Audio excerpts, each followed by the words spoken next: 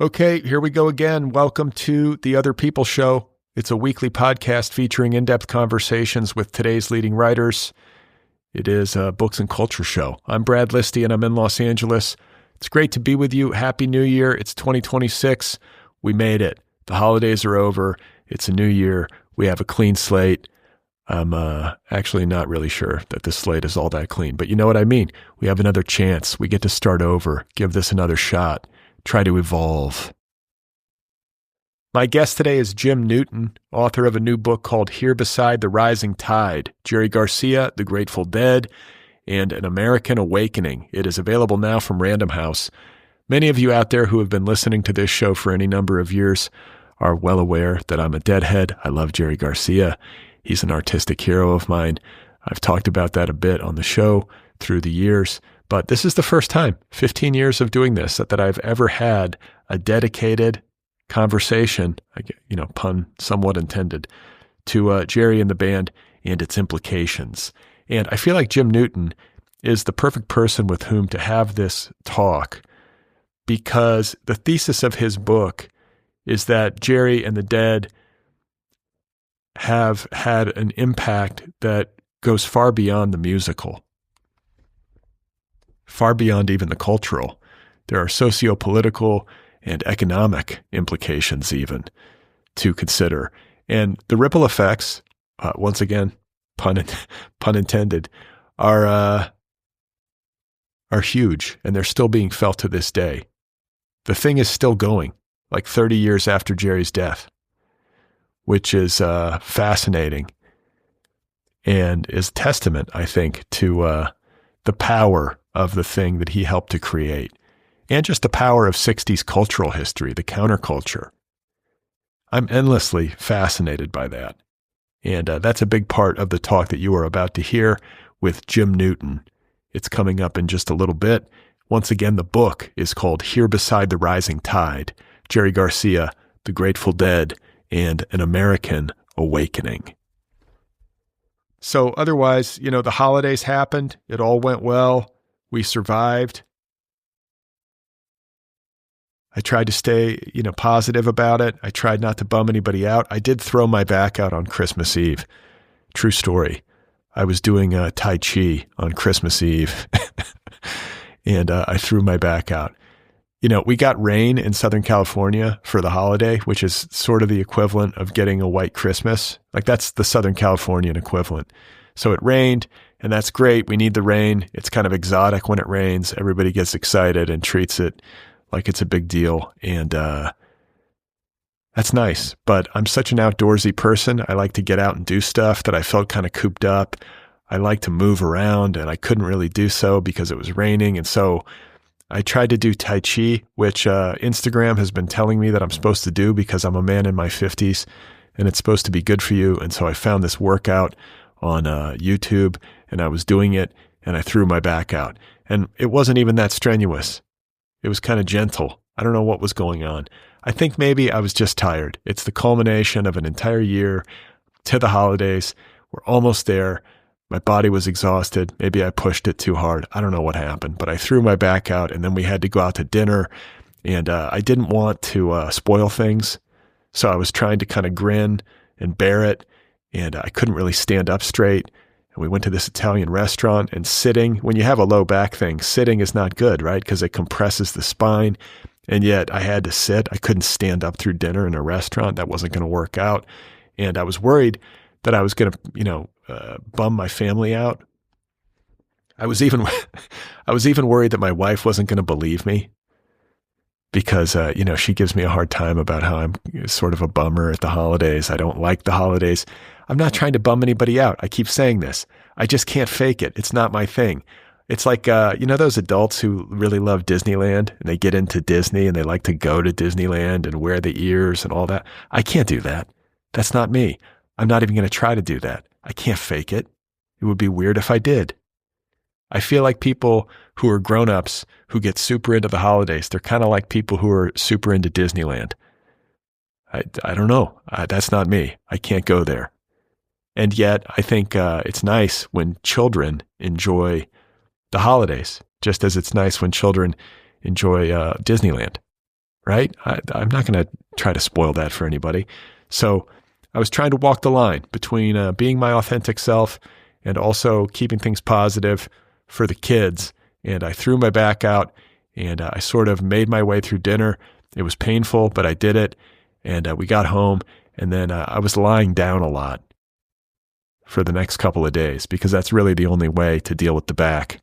I've sort of learned that over the years. These episodes happen for me. Not that often, but every couple of years I'll throw my back out, and it just so happened to unfold on Christmas Eve and Christmas Day. It's out of my control. I guess I shouldn't have done Tai Chi. That's the moral of the story. Don't let your personal wellness decisions be guided by Instagram. Instagram is evil, toxic, addictive, and it causes pain. Don't forget to subscribe to my weekly email newsletter. You can do that at bradlisti.substack.com. It's really simple. I will let you know about the latest episodes of the show each week. I also share a list of 10 things that I've been reading and finding interesting. So if that sounds good, go over to bradlisti.substack.com and subscribe. I also want to plug Deep Dive. Deep Dive is my company. It's a learning platform. It creates in-depth audio courses, and there is a slate of writing courses available right now. There's the flagship course called How to Write a Novel. It's more than 50 hours in length, and it features instruction from nearly 46 of today's most celebrated contemporary authors, including Melissa Broder, Steve Almond, Vivi Ganeshananthan, Madeline Lucas. Who else? Wahini Vara. There's a whole number of all-stars. And there's also a course called How to Get the Reader on Board. That is taught by Steve Almond. There's a course called How to Write Autobiographical Fiction, taught by Hannah Pittard and featuring Michael Wheaton. And there's another course in the offing. It should be available soon. I'm not going to tell you what it is, but it's in the works. So you can check it all out at www.deepdive.audio. Okay, so my guest once again is Jim Newton. His new book is called Here Beside the Rising Tide, Jerry Garcia, The Grateful Dead, and An American Awakening. It is available from Random House. Jim Newton is a journalist, a teacher, and the author of several books, including Justice for All, Eisenhower, Worthy Fights, and Man of Tomorrow. He was at the Los Angeles Times, Jim was, for 25 years. As a reporter, a bureau chief, an editorial page editor, a columnist, and an editor-at-large. He teaches at UCLA, where he founded and edits the award-winning public affairs magazine, Blueprint. I'm very pleased to welcome Jim Newton onto this program for the first time, and we had a great talk. So here we go. This is me talking with Jim Newton, and his book, one more time, is called Here Beside the Rising Tide.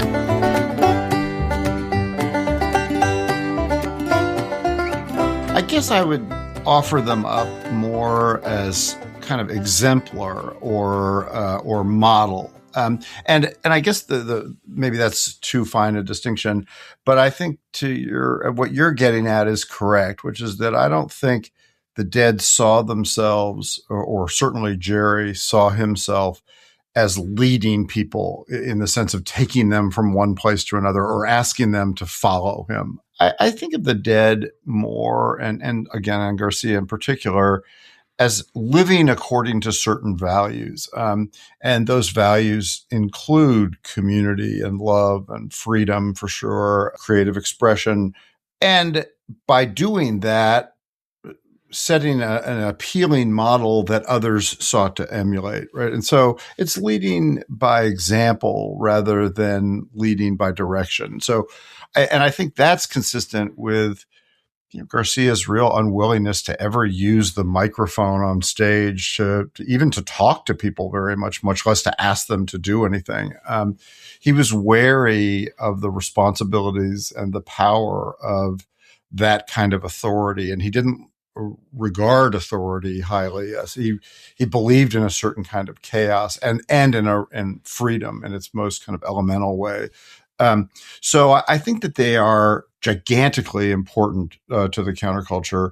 Mountain Girl, who was very helpful to me in this book. I just want to interrupt you for people listening who might not be steeped in the please. lore. Mountain Girl's, I believe, named Carolyn Adams by birth. Yes, Carolyn Adams, later Carolyn Garcia, but universally, known within the counterculture as Mountain Girl, which was her prankster nickname as part of the Merry Pranksters. She and Ken Kesey were very close, and in fact, she had a daughter with the author Ken Kesey, who Jerry helped to raise.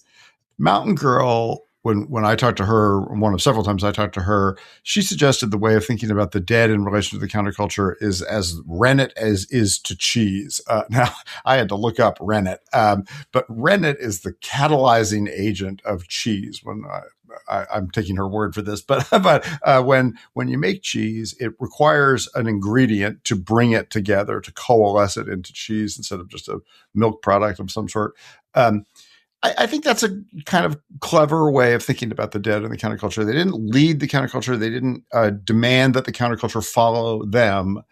But by their presence, they brought various strains of the counterculture together into something that looked more like a culture. I remember someone saying to me when I was in high school, in fact, that the only place you could go and expect to meet both a Black Panther and a Hell's Angel was a Dead show. And that says something, right? These are two distinctive cultural entities, right, who didn't have anything to do with each other, who would have loathed each other, whose politics were vastly different, but they had in common a fondness for the Grateful Dead. So that the Dead didn't ask them to attend their shows, it didn't ask them to do something as part of followers of the Dead, but the Dead were a kind of catalyzing agent for those wings of the counterculture. So I think a lot of people, whether they like the music or they don't, I think most people know Jerry Garcia's name and have like a visual on him. He's got a kind of iconic look with this giant beard and this kind of Santa Claus thing happening, especially late in life. But I don't know if most people know like really much about his life and how he formed and who he really was. You get into the biography a bit. I think it's well known to Deadheads, but for the people who are not Deadheads, like, how did Jerry Garcia happen? Where's he from? And like, what do you view as like the crucial moments that helped to shape him, like as a human being and as an artist? Well, the very brief bio: born in San Francisco, working class family. Dad was a Spanish immigrant, his family came from Spain. Had a musical background. His dad was a clarinet player, and Jerry was named actually for Jerome Hearn, a composer and musician in the 40s, I think 30s or 40s. There was a real appreciation for music in the Garcia household. In the extended family, a lot of music was around him. I would say formative moments personally for Jerry's young life, back-to-back summers. The first, I think he was 4 years old and was chopping wood with his brother, and they were just playing around with an axe, and his brother accidentally cut off one of his fingers, as we all know. Any Deadhead would know that sort of iconic Jerry missing that middle finger. And despite efforts to try to repair it, it was not successful. So he learned to play the guitar and his other instruments all with 9 fingers. Might have been a setback. It certainly would have been very difficult for him had he already been a musician to accommodate that. But he learned it while missing a finger. But also beyond just the impairment of it, just the trauma of that had to have been really upsetting for a very young boy. And then that superseded the following summer by the fact that Jerry and his mother and father all went on a fishing and camping trip up in Northern California, and his father drowned. So from that point forward, Jerry and his brother were shipped off to live with their grandparents for a while. His mom needed time to sort of get her life back together. She did. She took the kids back in. There were stepfathers who moved up and they moved up and down the peninsula. So it was a difficult, unstable life for Jerry as a young person. Musically, I guess I would say probably the formative moment for him is his 15th birthday. His mother bought him she initially bought him an accordion, and he was just aghast to be given an accordion. And so he sort of wailed and complained, and eventually she took it back and got him an electric guitar. And so from that moment forward, Jerry he didn't know how to tune the guitar, so he had to play around with tunings himself. He copied, tried note by note to emulate records from his parents, the jukebox at his parents' bar. So it's from that moment that his musical career takes off. But it was not an easy childhood. He never graduated from high school. He went to the Army and washed out of the Army. It's a really meandering childhood that finally lands him after he discharges from the Army under sort of difficult circumstances. The Army didn't want him, and he didn't want the Army. But he ended up in Palo Alto, and there he begins to really take to his instrument. He meets Robert Hunter. The threads of the Grateful Dead begin to really weave together during that time in Palo Alto. Yeah, I mean, that's it in a nutshell. And as I was reading your book, I was just thinking about how fundamentally sad there's a lot of sadness in Garcia. And I think it came through in the music. I think it actually was part of what made him so effective as a musical communicator. And like there were depths to him. And to be 5 years old and to have lost the top notch of his picking hand. It was not his fretting hand. It was his picking hand of his middle finger. That kind of wound as a boy of that age would be scary. And then to walk around missing it would differentiate you from your peers. It was probably something he had to talk about as a kid. That could not have been easy. Agreed. And then to lose your father in such a tragic way at the age of 5. I mean, it's never easy to lose a father, but at that age, when he's just a little boy and your dad is sort of the center of your universe and the center of the household, that's a primal wound. And I think you are absolutely right that it does express itself in his life and his music from that point forward. I mean, this is maybe offshoot a little bit, but people often will compare John Mayer to Jerry, since John Mayer is sort of playing that role in Dead & Company these days. And John Mayer is a very talented guitar player. I wouldn't take anything from him, but there is a depth of feeling that I think comes through in the Garcia version of Garcia that isn't there for Mayer. And again, I say that no discredit to Mayer, but I think that there is a sense, my sense is always that Garcia was communicating with his instrument rather than showing off with it or trying to dazzle anyone with it. And I'm not a psychiatrist, so I'm reluctant to overanalyze him, but it feels related to that sense of loss that he experienced so young.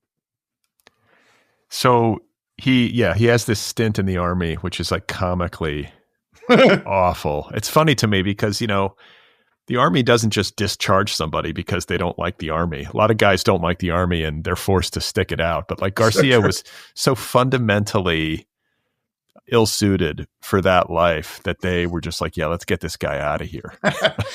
I bet the Army has never parted ways more happily than it did with Garcia, or at least as mutually. He wanted out, they wanted him out. They just agreed to let him go. Yeah, and you're right. They keep a lot of people who don't want to be there. A lot of guys don't want to be in the Army after signing up, and they're forced to stay. They had no use for keeping Garcia. They were very happy to see him go. And the fact that he even wound up there, he was sort of shiftless and lost at that stage of his life. He had this, I think, fundamentally sad childhood. There was a lot of dislocation. As you mentioned a bit ago, he was raised by his grandparents in the aftermath of his father's drowning.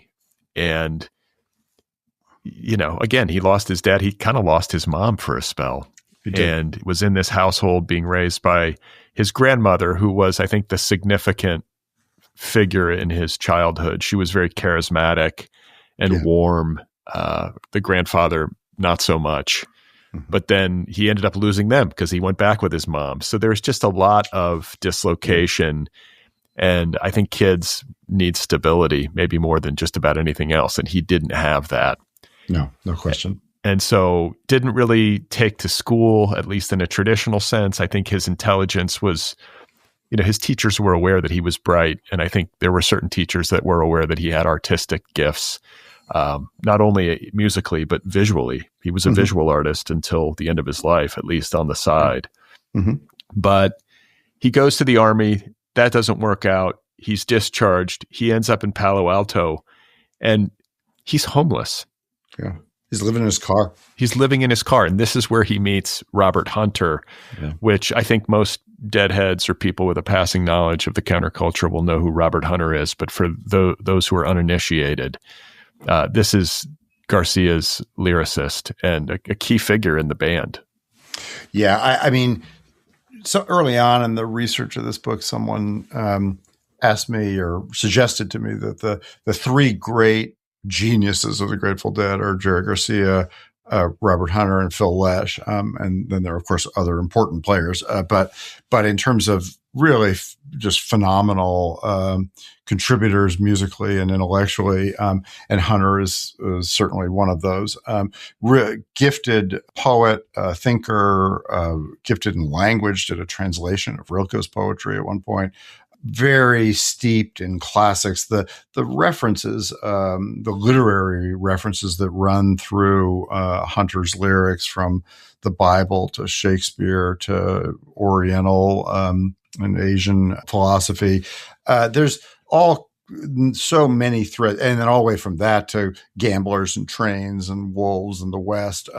He's a very diverse thinker and so deeply in tune with Garcia that, one challenge in writing a book like this, or at least one challenge for me, was that you tend to impute to Garcia the words he's singing because he's singing them.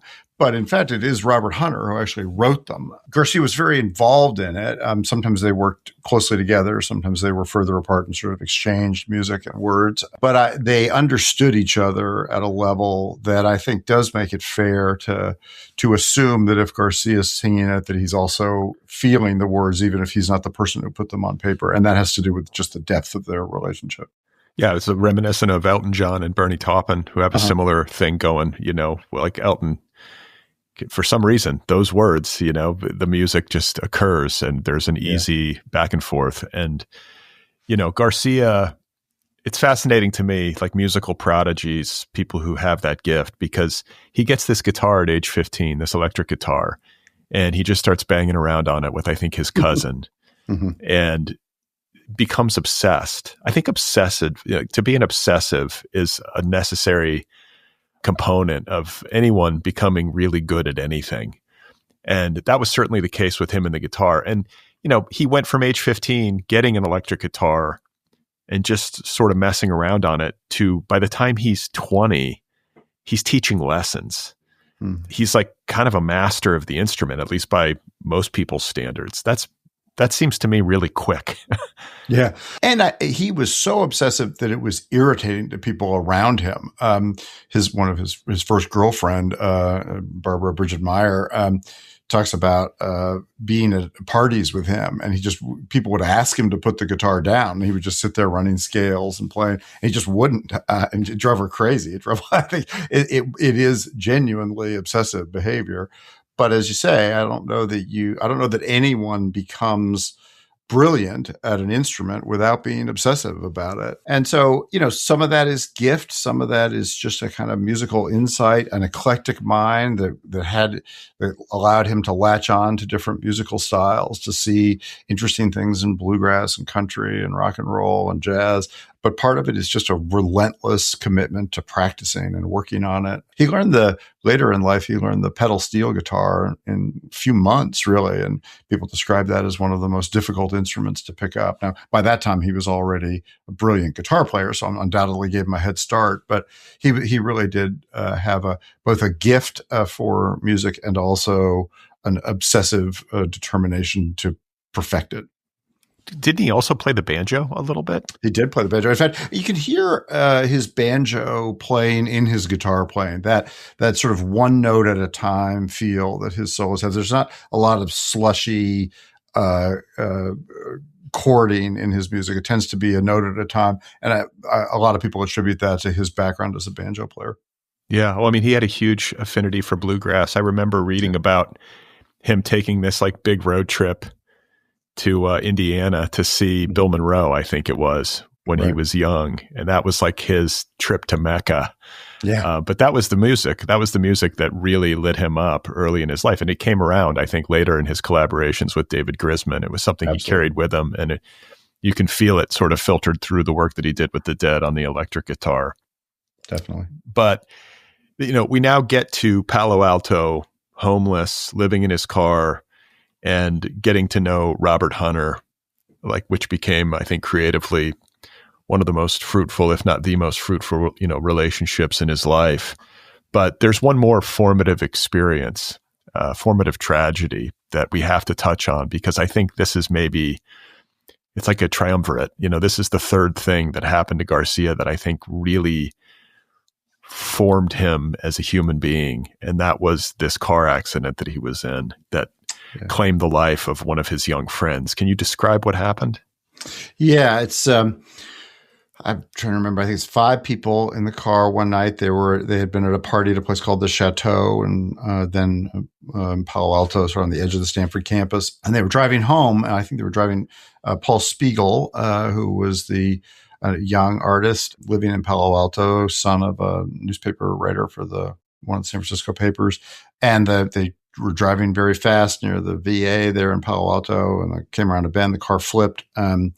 It threw most of the passengers, including Garcia, from the car. All of them were seriously hurt, and Spiegel, who was just a teenager, was killed in the crash. And this is these are all young people, young men. Scarred all of them. Alan Trist was another passenger in the car. Alan Trist, who went on to work with the dead and was still alive, and founded Eisenhower Publishing. And so there was a bonding and formative experience for everyone who survived that crash. And for Garcia really later, he described it as the slingshot, meaning a moment that riveted his attention on the fact that he was just sort of wandering and lost. But that he came out of that with a determination to make something of his life. And that was music, of course. So it is, I think, in that there's a kind of psychological reckoning with who he is and who he wants to be. And it's in that moment that he really settles on music as his life. And focuses and starts to really work at it doggedly and starts to maybe develop some vision of being in a band. And that's the what did you call it? The slingshot. That's how he put it. That's how he put it, right. And it was it was traumatic because this young man lost his life. But I want to say Garcia went through the windshield. Yeah, Garcia, it was thrown from the car so hard that it blew him out of his shoes and flew. He landed up quite a ways from the car, and it rolled. The car rolled, so it was sort of ejecting passengers as it went. They were scattered all over the area where the car rolled. Spiegel, unfortunately, stayed with the car, and that's what killed him. But it was a terrible car accident. This now brings us to, I think, the point in it's like a point of origin for the Grateful Dead, but it's the point at which I have to point out serendipity and timing and larger forces at work. It's always the case whenever you're talking about any kind of, I think, social or cultural phenomenon. There's always an element of wow, the perfect timing, and these people all sort of coalesced. You think about the Beatles all growing up within miles of one another in Liverpool. Yeah, it's how did this happen? And yet it did. And there's something similar to the formation of the Grateful Dead. You've got Jerry living in his car, but he starts to make a bit of a living teaching kind of guitar lessons at a local music shop in Palo Alto. Dana Morgan's Music. It's where I bought my first guitar. Okay. So yeah. So that's where he is. And that's where he meets Bob Weir. Right.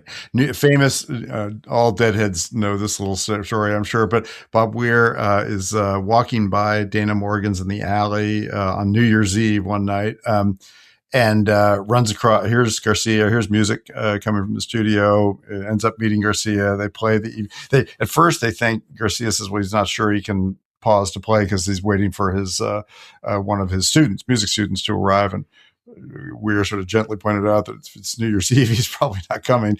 And so they end up playing that evening. They use the instruments there at the music shop to play, as he often did. And you can really chart the beginning of the Grateful Dead from right then. That was it. And, it's also in the larger, socio-political context, the beginning of the 60s. And, this is a literary show. And so I can't help but point out the influence that the Beats had on the Grateful Dead, all the members. But Garcia was particularly moved, I think, by Kerouac and On the Road and the kind of vision for life and the ethos that it presented. And I think that was carried forward into the band and all of the work that it did. That influence was huge, and it was all happening just then. And then there's Ken Kesey, who was a Stegner Fellow in Palo Alto and was I think volunteering to be dosed with LSD, as was Hunter, I believe. Yes, both of them. Yeah. Yeah. That was part of that was in the air too. I mean, LSD wasn't really a known quantity. It certainly wasn't illegal. And Hunter and Kesey were among the first Americans, some of the first people on Earth to take this stuff at a dose strong enough to really take you on a trip. And so it's just this nexus for all of these different social and cultural forces. And he just happened to be there. So there's some good fortune. I think I've even read in the past, Garcia referred to it as, I just feel very lucky for my life that I was alive at this particular time. I think he recognized how special it was.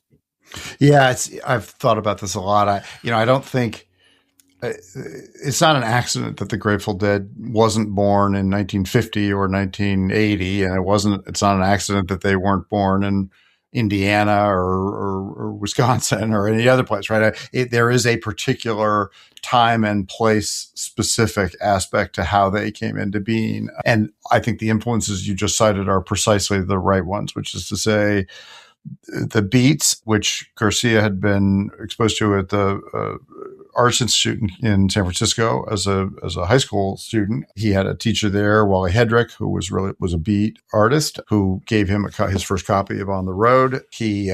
So already Garcia was intrigued and steeped in the literature of the beats. Then flash forward to Palo Alto after his army service falls apart. He's forming a band and physically in proximity to Ken Kesey and the so-called Merry Pranksters who were experimenting with LSD and its relationship to literature and music and the way it stimulated a certain kind of thinking. That experimental bent that Kesey had really drove a wedge between him and Stegner. They ended up being sort of at odds with each other to the point that Stegner kind of disavowed Kesey, which is a shame because Kesey's in some ways one of the most talented people ever to come through the Stegner program. But that the beats are sort of transitioning to the Pranksters and Kesey. The beats were older. Kesey, one transitional figure in all of that is Neil Moriarty, who is Neil Cassidy. You mean Neil Cassidy, who is Moriarty, right? In On the Road, right? It's easy to blend them, but Neil Cassidy goes from sort of being with Kerouac and that group of people to being with Kesey, and then they find the Dead, then known as the Warlocks, but the Warlocks and then the Dead, once I changed their name, performed at the acid tests, which were Kesey's parties devoted to kind of exploring the opportunities of LSD. Okay, so this is where I have to laugh because as a literary person, I look at this like in a macro sense, and I'm like, okay, so Kesey was this critical figure in the development and coalescence of the counterculture. He had a lot of charisma. He had this kind of like raw athletic ability. He was a burly like farm boy from Oregon and like a college wrestler. And he had this incredible experience of tripping inside this mental institution, essentially. Was it a government? Was it CIA that was dosing these kids? I forget who it was. Yeah, MK Ultra is the CIA project that gave rise to it. Whether the CIA actually administered the doses to Kesey, I'm not 100% sure, but the overall project was one to determine whether LSD could be useful in interrogations, and they were studying it for national security or law enforcement possibilities. Yeah, like trying to get control of people's minds, but it has kind of the opposite effect, opposite of its intended effect. Oops. Yeah. So then that gets out. Kesey, I want to say, was smuggling doses out of the hospital. It obviously helped him to write One Flew Over the Cuckoo's Nest. I think his experiences on LSD actually provided him with like the fundamental creative insight that I think maybe makes that book, which is the Chief Broom character and that POV. And the reason why I find it so funny is that this sort of begins as a literary thing, as a literary figure who's kind of like at the forefront, and then they host the acid test, and then they put a rock band on stage. And that's basically the end of a literary nerd being at the forefront because, I think about it. You have this band who's sort of perfectly suited temperamentally, musically, spiritually. And I think that's the moment where the Dead sort of take the mantle of leadership. Would you agree? I mean, maybe not in an explicit way, but that's when it's sort of, I think, foisted upon them, maybe. I think that's the moment when they become something special. And Garcia certainly recognized that the acid tests formed them and their relationship with the audience as nothing else ever did. And that relationship persisted even when it changed. So one of the characteristics of that experience was that there wasn't really a barrier between the band and the audience. People didn't come to a Dead show. They came to an acid test. And the Dead was part of the acid test, but they would play for a while. Sometimes they would only play for a few minutes and then just stop and mingle with people in the crowd and participate in all the goings on. And then they would play for a little while more. And so that idea that there wasn't a kind of big separation, physical or otherwise, between the band and the audience goes a long way, I think, toward explaining the intimacy that so many Deadheads have felt with the Dead over the years, in the sense that they are part of the experience, not just observers of the experience. And the amazing thing to me about that is that persisted into the 80s and 90s, when going to a Dead show was not going to a club in Palo Alto or a dance hall in Marin County. It was going to the Philadelphia Spectrum or RFK Stadium with 50,000 or 75,000 other people. And yet there still was that sense that you had a relationship with the band, that you were part of the experience. Somehow they carried over that feeling, that from the acid tests into all the later part of the Dead. And as you say, it continues to some extent even today. I mean, Jerry's been dead for 30 years, and yet Deadheads exist. Deadheads go to the Sphere to see Dead and Company. Deadheads go to Golden Gate Park to see them. So there was a bond struck in those years and in those months of the acid test that has the years have not eroded, which is really startling when you think about it. Yeah. I mean, I always joke, it's like a shared trauma. You've been tripping in a stadium with 50,000 people. I had that experience. I came to the Dead late in their cycle with Garcia, but I did see a bunch of shows. Mm-hmm. And I've had that experience where you're in the psychedelic frame of mind and the band is up there and there's that feeling that you're all in it together and you're kind of co-creating the moment, as hippy dippy as that might sound. Oh, but it's I not only do I agree with that, I can totally feel what you're feeling. I remember leaving shows and thinking where it hadn't gone well, right? Something had gone wrong, and feeling like, "Ooh, was I partly responsible for that?" And that is ridiculous even to say, and yet a shared experience, right? I mean, a shared bliss or a shared confusion. They managed to maintain a psychological bond with their audience and those around them that I don't, maybe others have done, but I've never experienced it in any context other than a Dead show. Well, yeah. And it's just that feeling of uncertainty about what's going to happen. Mm-hmm. That was the point. I mean, I think a lot of people out there think of going to a concert and they're like, yeah, I want to hear the hits. I want to see the dancing. I want them to sound just like they sound on the radio. All these kind of expectations that I think typical concert goers might have.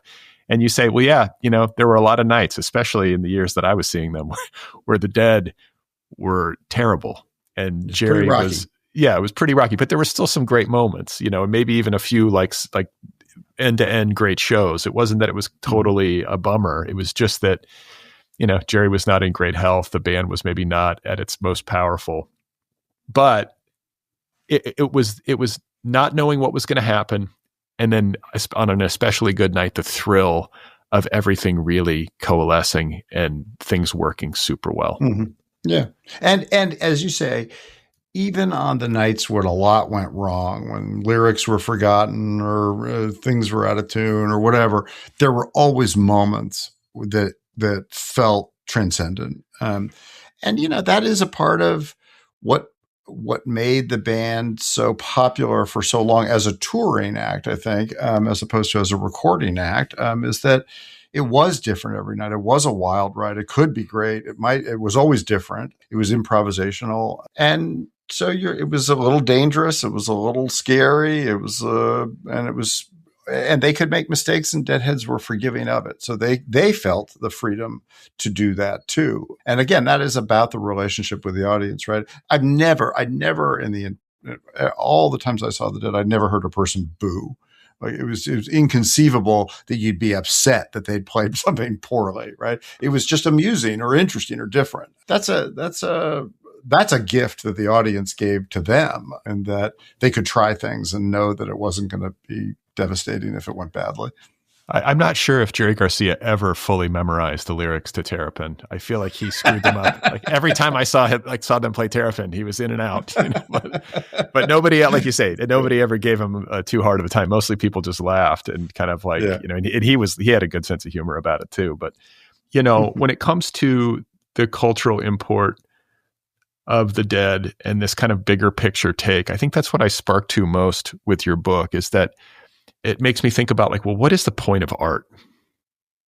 And what makes an artist, quote unquote, great? And the best definition that I've ever heard is that great art or great artists make other people make art.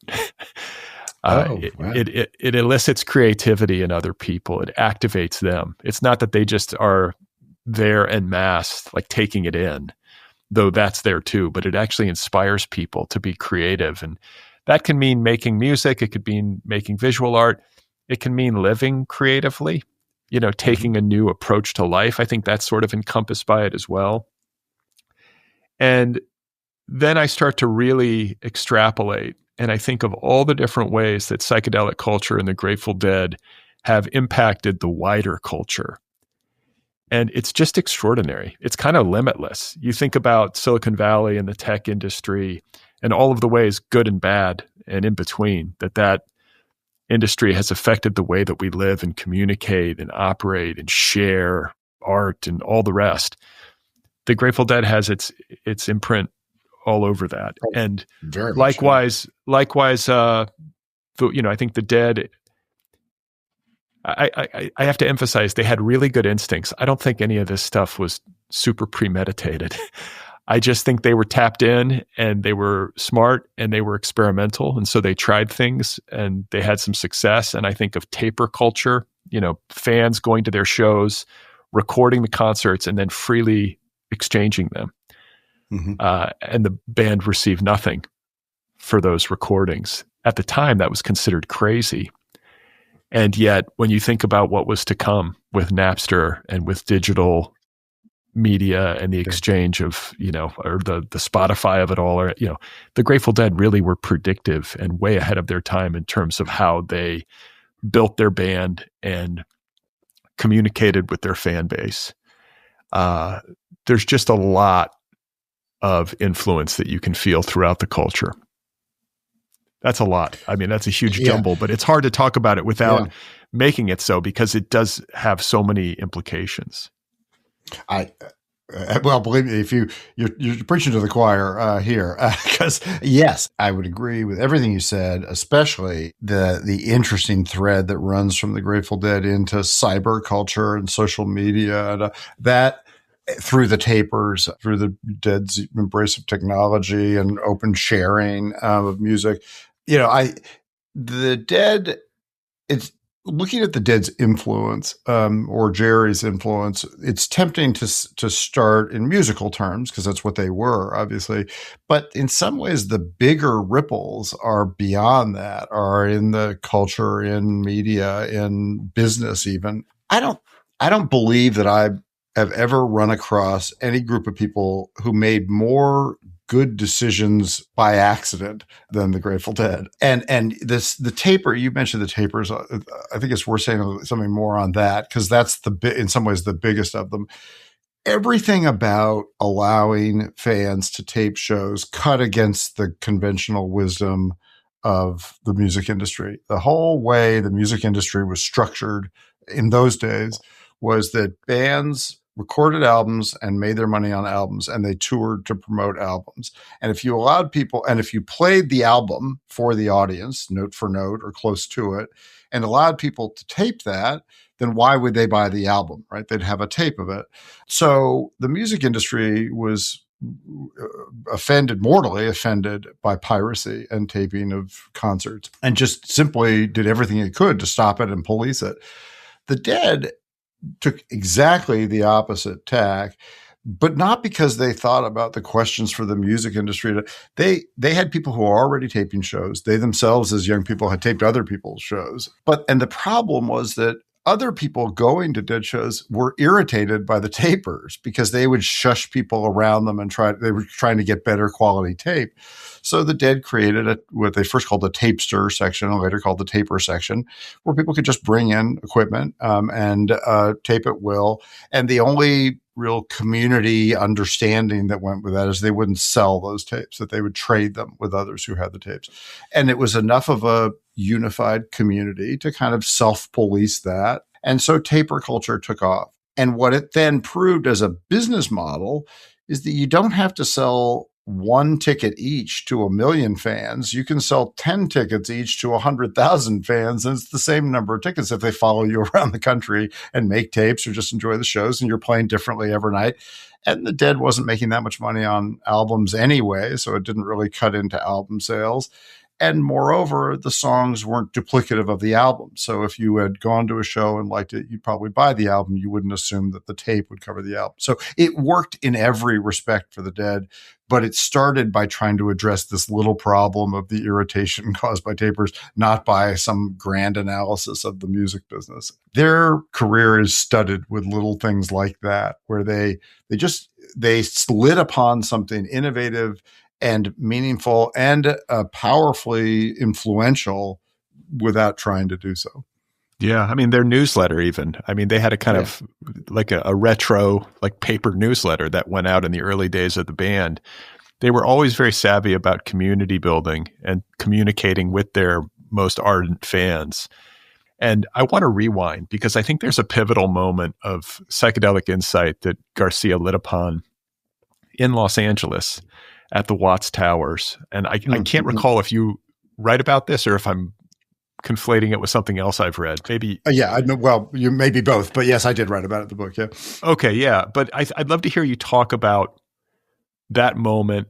I think the band was in a kind of residence in Los Angeles, maybe at that time. Was that the time when they were in that acid house with Owsley, exactly, like taking just unbelievable amounts of LSD? But they were out at the Watts Towers one night, maybe after a show or something, and Garcia's looking at the Watts Tower, and he has a kind of epiphany creatively. Yeah, this is after the Watts acid test, actually in Compton, but known as the Watts acid test. And it was dawn after a long night of tripping, and Garcia, they'd all done a lot of acid. They were all sort of coming down from it. And they went by the Watts Towers, which Garcia had never seen before. And well, if you've seen them, they're very powerful, but also chaotic. And there have been many efforts to tear them down over the years, and it's sort of weathered them. And Garcia was struck in that moment. And actually, you know what? I want to interrupt because I think there might be people who don't know what the Watts Towers are. It's a kind of outsider art. Yeah, utterly unlicensed or unapproved. He just built it, and it combines wrought iron and pieces of ceramic and brick and other materials to create this sort of gangly iron structure. But nobody commissioned him to do it. Nobody asked him to do it. He just did it. It took him years and years to do, maybe even decades. And they still exist. I mean, you can still go. So now they are regarded as a sort of a community and even larger kind of monument, artistic monument. But they are an accident of a creative genius, an eccentric. I call him an eccentric genius, someone who just got it in his head to do it and did it. Oddly, it's interesting. Garcia might have seen them and appreciated them for that, because that is one way to appreciate the Watts Towers. But I think for him, the idea of this man working alone for all these years on something very idiosyncratic, and then having it be this kind of embattled monument to his creative genius, struck Garcia as the wrong way to pursue his own artistic vision, which is that he wanted to create moments, to create a lived experience, to use a modern phrase. But he wanted to be with others in creating it. He didn't want to work alone. I mean, back to your definition of an artist as someone who stimulates others to create art. That's within his vision as well. Garcia famously only played one actual solo show in his life where he was the only person on stage, and he hated it. He really, for him, the joy of music was in the interaction with other musicians and with the audience. And some of that came through in the negative by seeing the Watts Towers and seeing them as a kind of monument to isolation and to edifice as opposed to experience. And so the combination of the acid test experience, and he'd just come from an acid test that evening, and this counter example of something very static and sort of dead, I think, to him, helped fashion him into the collaborative musician, to collaboration and live music being at the center of his artistic expression.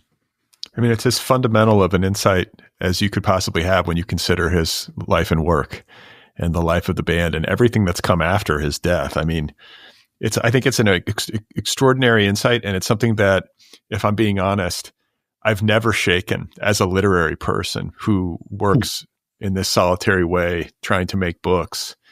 I wonder at it. And I think there's a part of me, and that's maybe why I do this show and why it's called Otherppl. I think my whole life I've been looking for my band.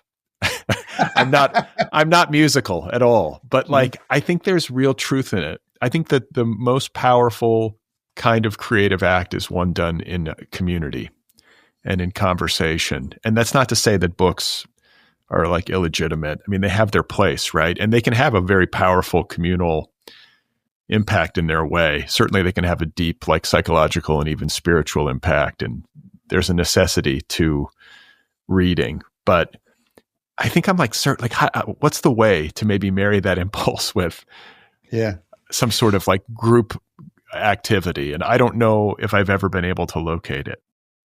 You know, it's funny. This is off the subject of the book here a little bit, but which is fine. For me, the first couple books I wrote, the beginning of my career as a writer, such as it is a book writer, I was alternating book writing periods with working at the LA Times. And each of them scratched an itch, but neither of them completely, right? I mean, the construction of something whole that felt like it told a whole story was a yearning I felt while working as a journalist, because I felt like I was always having to cut off before I was ready to tell the whole thing. It's a daily experience. And so book writing for me helps resolve that yearning. But as you say, it's alone. I mean, I interview sources but the writing is alone. Whereas the newspaper, it doesn't have the satisfying feeling of getting the whole story written just right, but it is collaborative and collective. And so there is something,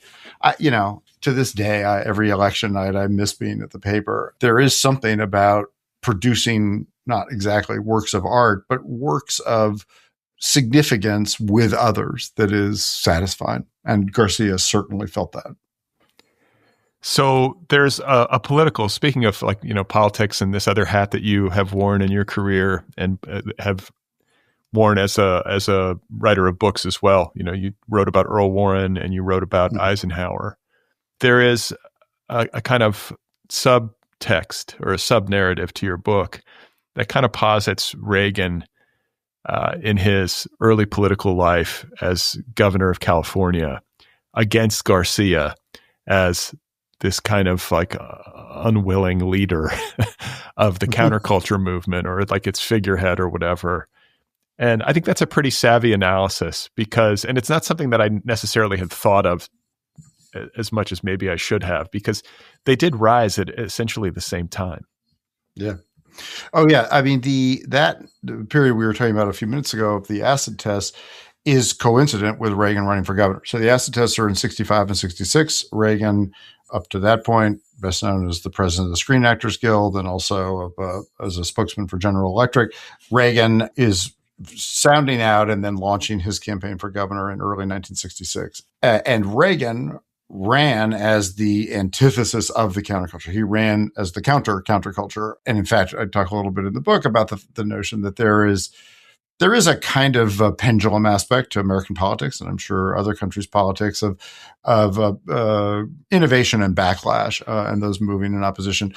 One interesting thing about the counterculture and its relationship with Reagan is that the backlash and the lash are kind of happening at the same moment. They are just reacting to each other in the moment.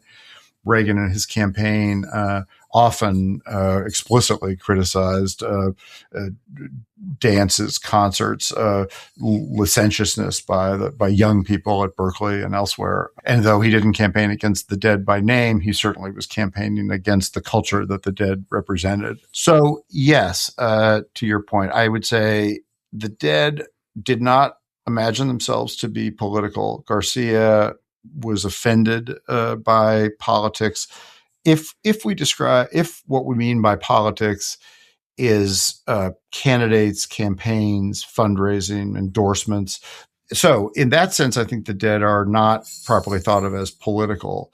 But if we think more broadly about politics as values and a place where Americans think about values and choose values and leaders to represent their values, then I think the Dead are correctly thought of as political. They had a set of values. They were explicit about them.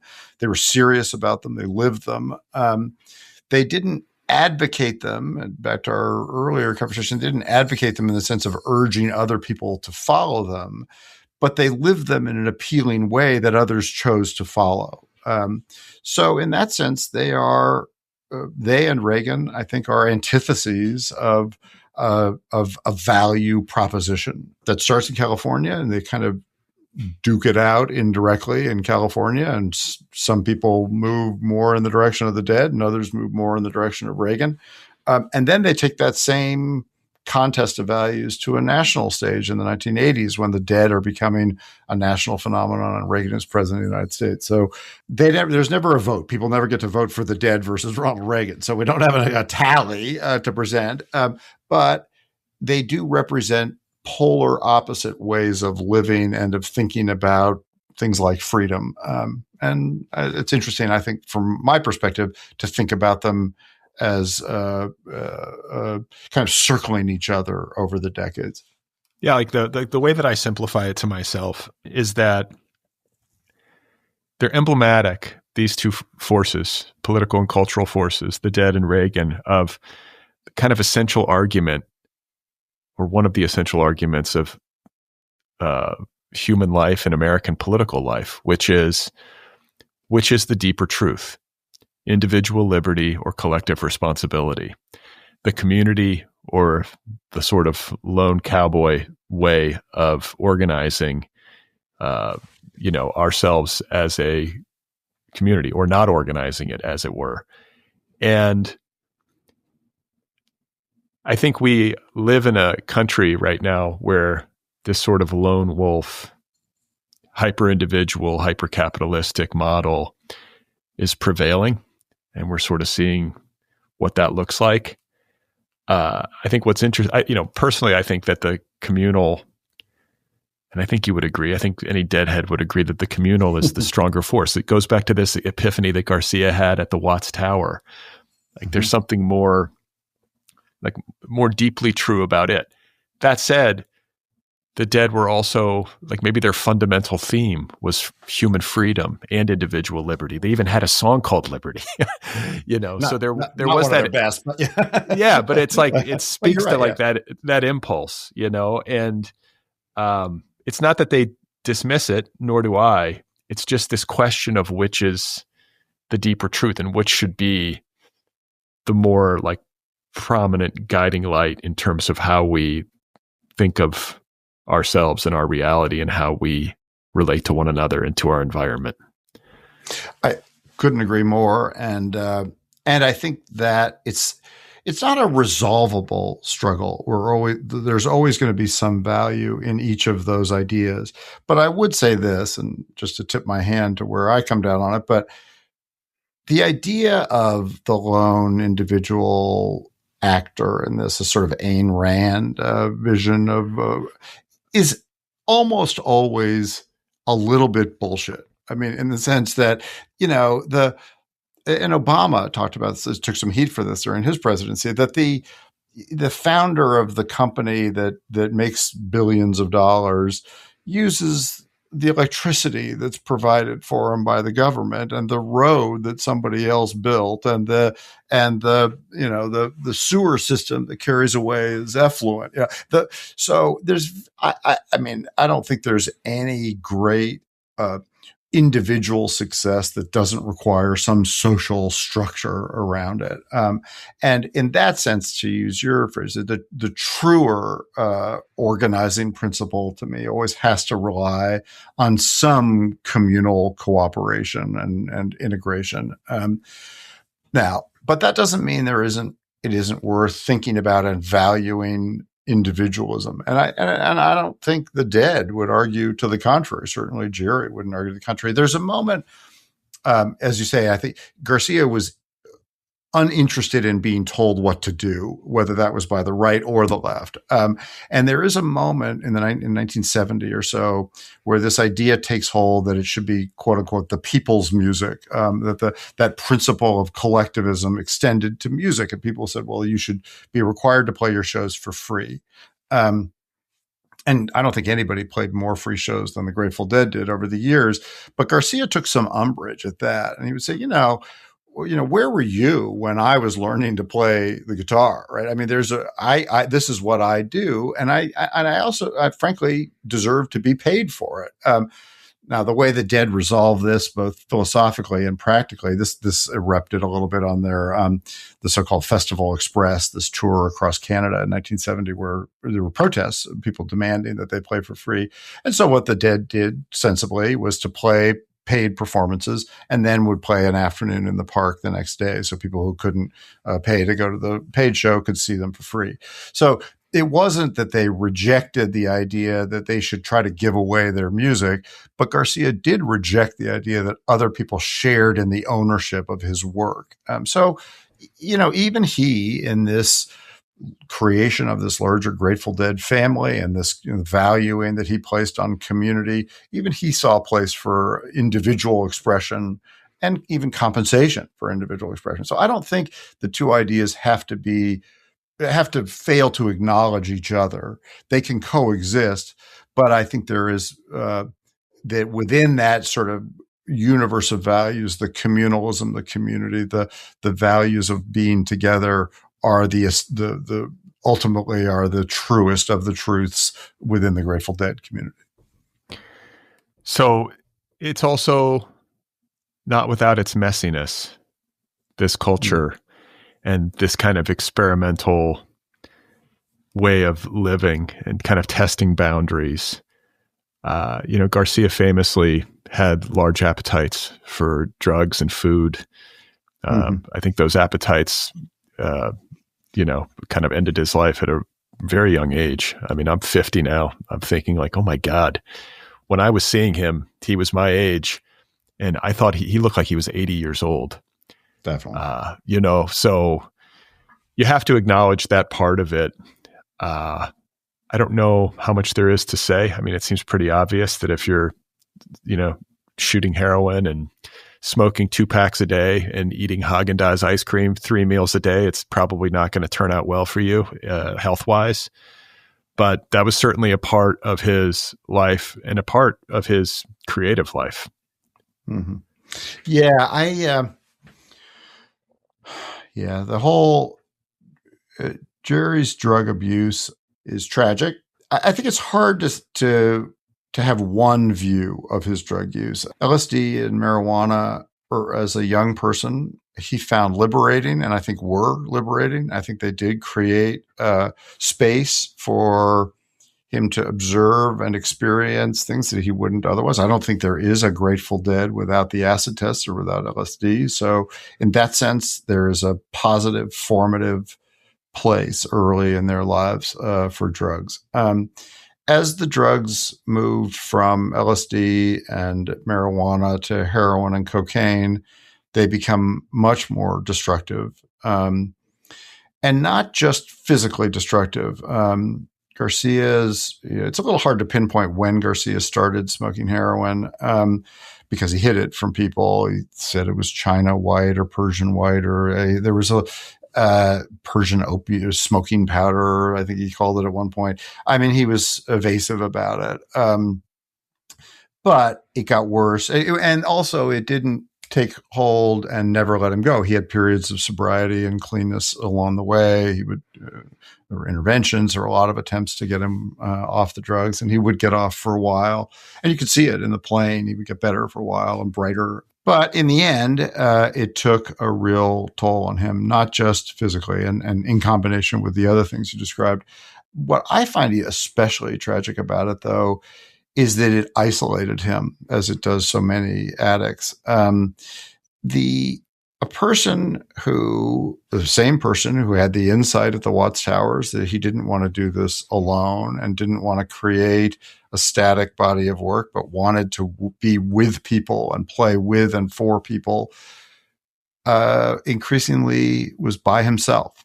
He was holed up Hepburn Heights in north of San Francisco, and his sweatshirts all had burn marks on them. His beard had ashes in it.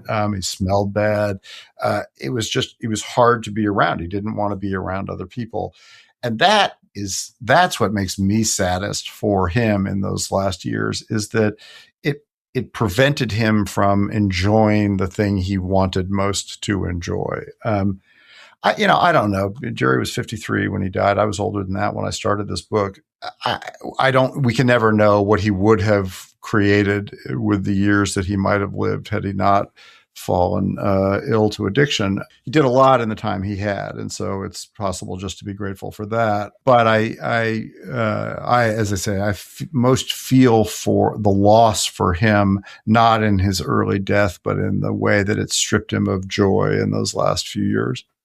Yeah, I mean, I think that the drugs were part of it. I think also the band's success and the amount of sort of a crazy idolatry that was projected onto him. That's a heavy thing for anybody to bear. People were calling him some sort of like holy figure, and there were people showing up to shows who didn't have any real interest in the music, and they were kind of just there for the party. And I just think that the train got moving pretty fast at the end. It got unwieldy. Yeah. That last tour in '95, there were tragedies, and he wasn't doing well health-wise, and it just seemed to be reaching its threshold. So I think that was part of it. I mean, for him to go out in public at that stage of his life in those final years, I mean, who knows what he would run into? I would imagine people thank God there were no no phone cameras in those days. He would have been constantly badgered for selfies, but it was essentially that. He was just too big of a celebrity. And I think the psychedelic component to it all, made him into a kind of spiritual figure in a lot of people's minds. And he had so little interest in that. And it was a heavy burden to bear because he couldn't possibly meet that standard. And I think in his private life, he's thinking to himself, look at me, I'm a mess. Yeah. My body's falling apart. I can't kick heroin. I think somewhere deep down, he probably knew that he needed to, and probably wanted to. I think that's the struggle of the addict, right? There's some part of you that knows that things aren't going well, and yet you need that drug. And then there's the shame cycle. It's all of it, and then, to have everybody kind of looking to him for answers would have been dispiriting.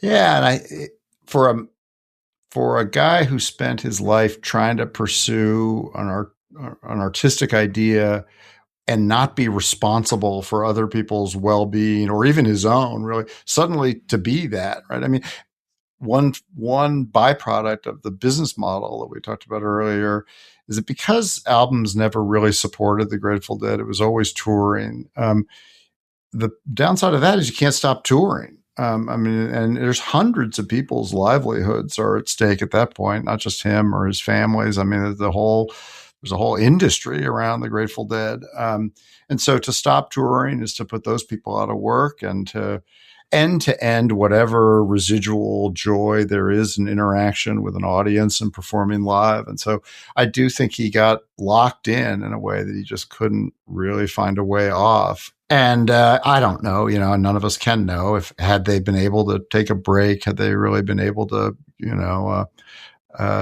survive on album sales for a while. And George, as he, at one point late in his life, he said he wanted to just quit the whole thing and survive on the ice cream sales, which was the Ben & Jerry's ice cream, which was paying him a pretty penny, frankly. Most of us could have survived on the Ben & Jerry's alone.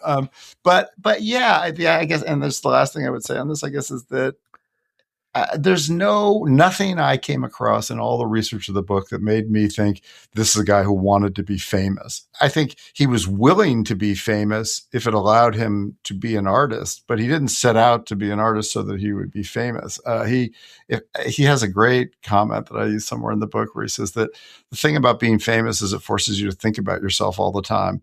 And he didn't want to think about himself all the time. He wanted to think about music and listen to music and try new things. And it was, I think it was just too much for him. And that's sad. And the drugs are probably some of the way he relieved some of that. But as you say, it creates that cycle that then it's very difficult to escape from. And he didn't. Yeah. And it had I feel like the people around Garcia were always incredibly forgiving of him. He was such a beloved figure and he was such a big talent. And there was he had a lot of charisma and force around him. I think maybe somebody who didn't have that talent and that thing going might not have received nearly as much latitude, but his family, he was not a great father. I think one of his daughters at his memorial said as much. She was basically like, he was a shitty father, got a laugh in the room, but there was a lot of love in his family. I think Mountain Girl has I think I've read or listened to interviews she's done since he died, and she has a fairly sanguine view. There's not a lot of finger wagging I think he was always a package, right? Sarah Rupenthal, his first wife, said to me after the book was done and we were just chatting about it, we'd been at an event together and people often wonder whether, I think of myself as fairly critical of him in the book, of the way he handled his drugs and his personal life. And some people have questioned me at events about whether that's fair and whether we should lionize him more than I have in some ways in the book. And Sarah said to me, she said, any history of Garcia or of Jerry that starts by him being perfect is incorrect. And he wouldn't have asked to be regarded as perfect. He certainly did not regard himself as perfect. And in his relations with his daughters and his wives, he was not perfect. That doesn't do anything to diminish his artistic contribution and ability. So those things are both true. And I think those closest to him long ago recognized that those things are both true. And you can't assume that because he is a great artist that he would be a great father, or at least an attentive father. I think he loved his daughters. I think he loved his wives. I think he cared about the community around him, and drugs took a lot of that away from him. But it is who he was. Yeah. Yeah. I mean, he was managing a lot. He had a heavy responsibility to the people in the dead community, the touring business that just grew and grew. I think there's also that deep primal wound, those deep primal wounds of his youth that he maybe never fully dealt with. I don't know if you ever do, but you know what I'm saying? I think that was maybe a piece of it when it comes to self-medication. He had that deep grief that he was carrying with him throughout his life, and, died at a young man, essentially at 53 in 1995. And here we are, 30 years later. It's pretty astonishing. And it's still talking about him. And I don't feel like the band as a cultural force, if anything, it seems bigger in some ways. It certainly hasn't gone away. And I guess that has a lot to do with Weir and Dead and Company still playing the music. But I think it was that 50-year celebration where they got the core four back together, right? They got Phil, Bob, Mickey, Billy. That's right. That's the four. And they got back together, and then Trey Anastasio of Fish played Jerry's, guitar parts in that assembly. And, so they've played that music. It's continued to survive. There are Dead cover bands all over the place. By the hundreds. Yeah. So that every night in this country, you could hear somewhere probably a live performance of this music in most major cities. And that's remarkable. And I don't think it's necessarily something that you see happening with like the Beatles, other bands of that era. There's not as much of that. And I think too, it's probably accurate to say that the Dead are like the proto jam band. I sort of hate the term jam band, kind of makes my skin crawl, but it's a kind, like, I do think that the Dead created a kind of model that has been repeated with bands like Fish. And I think there's a band called Goose now. There's lots of these bands, Disco Biscuits. Like, there's lots of different bands. They don't necessarily all play the same kind of music, but it's that same model that's very live music centric, audience focused, improvisational. And the Dead were the prototype for that. And so I think that their legacy lives on in the kind of permutation of, or the many permutations of that kind of musical experience, especially live musical experience. Yeah, I think that's right. And I mean, there are a couple of kind of milestones, I suspect, up ahead. There will come a point where there are no living former members of the Dead to play as part of Dead and Company or any other band. And so that'll mark a passage. But even that, I don't think will mark an end to the music or to the experience that they represent. That experience is related to the music, but isn't exclusive to the music either. I mean, I do think that that yearning for collective joy that a Dead show provided, I think is probably more present now than ever in some ways. I think it tends to flourish in times where politics feel mean and isolating, and Lord knows there's plenty of that going around. So, I mean, I went to the Sphere, when was it? 2023, I guess it was, and was there for a couple of nights really just to see how this was all going. And I sat on the floor, and the people around me, there was a couple from Oregon in their 20s. There was a guy from Guatemala who was there cross-legged next to me. There was a woman dressed as a mushroom who was probably in her 30s. I mean, it was like, I mean, it was, I bet that 2/3 of the people I met at that show were too young ever to have seen Jerry. So it clearly did not, and Jerry Garcia's death was the end of the Grateful Dead, right? I mean, everything that's come after is some kind of a successor band or idea. I'm here to tell you that these people didn't need Jerry to have that experience. They didn't miss it, right? They wished that they had seen it. They all kind of were curious about it. But those ideas of improvisation, audience experience, comfort in numbers, joy together, those things are transcendent. It's part of why Joseph Campbell was so interested in the Grateful Dead. I think a student of history and transcendence and cultural expression, saw them as part of this much larger ancient historical tradition. That tradition predates them and goes on after them. And I think that their music gets folded into it. It doesn't have to be performed by them for it to be part of it. Yeah, that's well said. And I think that, that there's this component to those concert experiences that are so charged with like psychic energy. The psychedelics obviously are a big part of that, but it's also just the music. And then there's a visual component. You talk about the Sphere, like the Dead's visual presentation through the years got more and more sophisticated as technology allowed. They were always like really dialed into technology, totally. Whether it's the wall of sound, and their sound system, which was so far ahead of its time, to, digital technology and making use of it to help create like visual effects and so on at their shows. But like a way that I've conceived of it is that they created a space where people could experiment. Exactly. Not only with substance, but just maybe experiment like philosophically inside of like a 2.5-hour concert experience.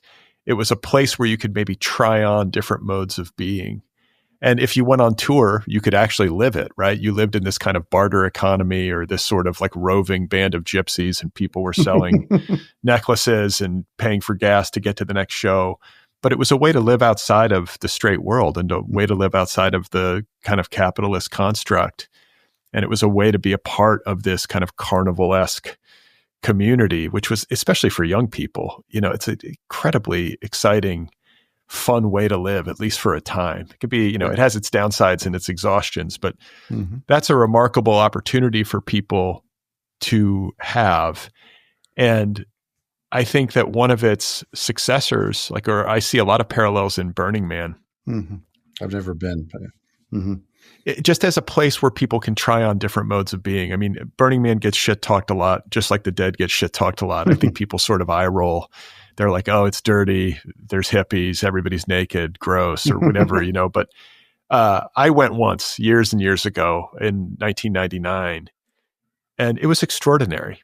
Visually spectacular to be out there. It's kind of like I always say it's the closest you can come to having an extraterrestrial experience on the physical plane without leaving Earth. I mean, you're out in this strange kind of desert atmosphere, and the visual art out there is spectacular. And you just have a similar vibe of people sort of going for it. And there's a lot of freedom and permission, and sort of, there's a group ethos. At least there was when I was there. There's a lot of kindness and cooperation. The elements sort of enforce that upon you to a degree. It's grown a lot since then, so I don't know if the vibes are still the same, but that was certainly the feeling. And I feel like that is very needed. And that is part of the thing that you were just describing, of this kind of communal experience of joy and creativity and fun and experimentation that's never going to really go out of style, I don't think. I think people are always going to need that. And this music just happens to be, at least in contemporary times, like probably the preeminent or one of the preeminent soundtracks to that sort of activity. I think that's exactly right. In fact, this takes us back right to where we began, but that, when I mentioned that I first noticed something about the Dead, was at the US Festival in 1982, which is down here in Southern California. That's what got me, which is that we had been there for a couple of days. I was with a friend from high school and a friend from college, and we were in a Ford Pinto, and we were sleeping in the back of a Ford Pinto, and it was 110 degrees or something. It was, a kind of grueling, fun, but grueling weekend of rock and roll. And then Sunday morning came, and it was cool, and Deadheads were on the field, literally, and they were passing out water and making sure people were okay. And I was like, wow, this is different than it was yesterday, that something happened overnight. And that was it, that there was it's hard to exactly capture that in words, although that's what I've been struggling with for what is 45 years now, that isn't the music, but they're there for the music. But what the joy of it is bigger than just whether Jerry's solo came off that morning, perfectly, or it's in it together. And you talked about these shows giving the audience room to experiment. I think that's exactly right, but also true. The audience is giving room to the band to experiment by being forgiving and caring. And so there's something pretty magical about that. I mean, again, not to be too woo-woo about it, but you don't see that at a Rolling Stones show. You don't see, and that takes nothing away from the music of the Rolling Stones, or any other big successful act. It doesn't inspire the same kindness in the people around them and the fans. And that, I think, the Dead are a part of a tradition that is Dionysus more than it is rock and roll. And it's the fact that they can weave all that together into a modern experience is special. All right, Jim. Well, you gave me the opportunity to scratch this itch. I think I was telling you this before we came on. My longtime audience knows I'm a Deadhead, and I'm sure some of them are like, Brad, enough already. But I've never done an episode about the Dead. And I just want to emphasize that the conversation that we've been having and the book that you've written I think should be interesting to people who don't even dig the music all that much. It's a big ball of yarn, and you helped us to untangle it a little bit.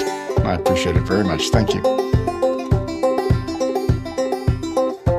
Okay, everybody, there we have it. That's the Grateful Dead hour. That's the conversation about Jerry and the 60s and all of it with Jim Newton. His new book is called Here Beside the Rising Tide, Jerry Garcia, the Grateful Dead, and An American Awakening. It's available from Random House, and you should read it if you're interested in this stuff. It's fascinating. You can follow Jim Newton on Twitter and Instagram. Otherwise, just read the book. It's out there now. One more time, it's called Here Beside the Rising Tide. Don't forget to subscribe to the Other People Show wherever you listen. Be sure to hit that subscribe button. You can follow me on Blue Sky and Instagram. Sign up for my weekly newsletter over at bradlisti.substack.com. If you love this show, if you listen regularly, support the show over at patreon.com/otherpplpod. If you want to join the Other People Book Club, that is my book club, or if you want to get a t-shirt, some Other People apparel, their sweatshirts, you can check it out over at otherppl.com, the show's official website. If you want to get some deep dive courses, you can do that at www.deepdive.audio. And finally, if you have a moment to spare, please give this show a rating wherever you listen. So if you're on Apple Podcasts, you go in, you give it a rating, maybe you write a quick review. It helps the show in the algorithm, and it helps it find new listeners, and I would appreciate it. Okay, so coming up on Tuesday, I will be talking with Gerald Howard, author of a biography. It's another biography. Gerald Howard is the author of The Insider, Malcolm Cowley, and The Triumph of American Literature. It's available from Penguin Press. So this is a literary biography. It's about an insider. It's about an editor. It's about a critic. It's about a guy who knew how to operate on the inside of the publishing business, and he made a lot of things happen. And he's not as well known as he probably should be. So a very fascinating talk with Gerald Howard. That's coming up on Tuesday. Happy New Year. Stay tuned.